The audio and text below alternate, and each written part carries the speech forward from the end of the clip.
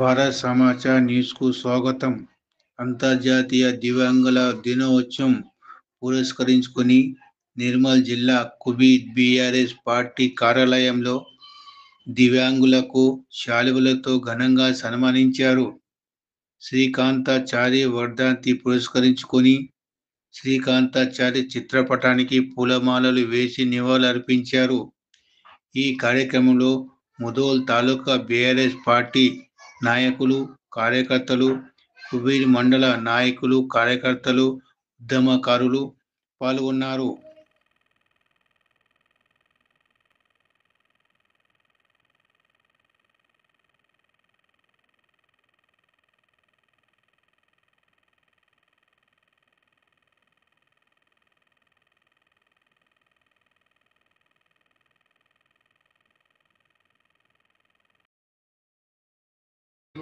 దివ్యాంగుల దినోత్సవం శుభాకాంక్షలు తెలియజేసుకుంటూ మరి ఏదైతే మమ్మల్ని గుర్తించి ఈరోజు మండల కేంద్రంలో దివ్యాంగులు ఏదైతే ఉన్నారో వారందరికీ ఆత్మస్థైర్యం నింపే విధంగా, ఆత్మవిశ్వాసం పెంపొందే విధంగా మరి ఈరోజు మమ్మల్ని అందరినీ గుర్తించి మరి ఈరోజు మన పార్టీ కార్యాలయంలో కిరణ్ నగర్ నాయకత్వంలో మరి అందరూ బీఆర్ఎస్ పార్టీ కార్యకర్తలు కావచ్చు, మా అభిమానులు కావచ్చు, మరి తెలంగాణ ఉద్యమకారులు కావచ్చు, వారందరూ ఈరోజు దివ్యాంగులందరినీ గుర్తించి సన్మానించడం చాలా అభినందనీయం.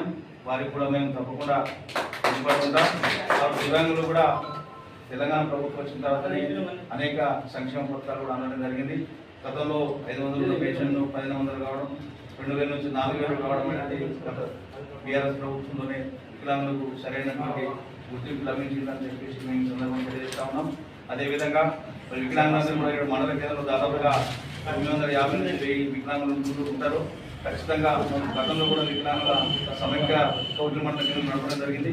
ఇప్పుడు కూడా వికలాంగుల ఏదైతే డోక్రా మహిళలు ఏ విధంగా ఉన్నారో అదేవిధంగా కూడా దివ్యాంగుల యొక్క సంఘాలు కొనసాగుతూ ఉన్నాయి. మేము కూడా మహిళలకు పోటీ పడుతూ, ఎందుకంటే ఈ సమాజంలో మరి సెల్ఫ్ ద్వారా ఏదైతే పేదరికం ఉన్నటువంటి ఫస్ట్ మహిళలు, సెకండ్ స్టేజ్లో దివ్యాంగులు ఉన్నారని చెప్పేసి ప్రభుత్వాలు గుర్తించడం, వారికి సంఘాలు ఏర్పాటు చేయడం, బ్యాంక్ లింకేజ్ కావచ్చు, సీనింగ్ కావచ్చు, ఇట్లా అనేక రంగాల్లో దివ్యాంగులకు ప్రోత్సహిస్తూ మరి గత ప్రభుత్వం కూడా మనకు రుణాలు ఇవ్వడం జరిగింది.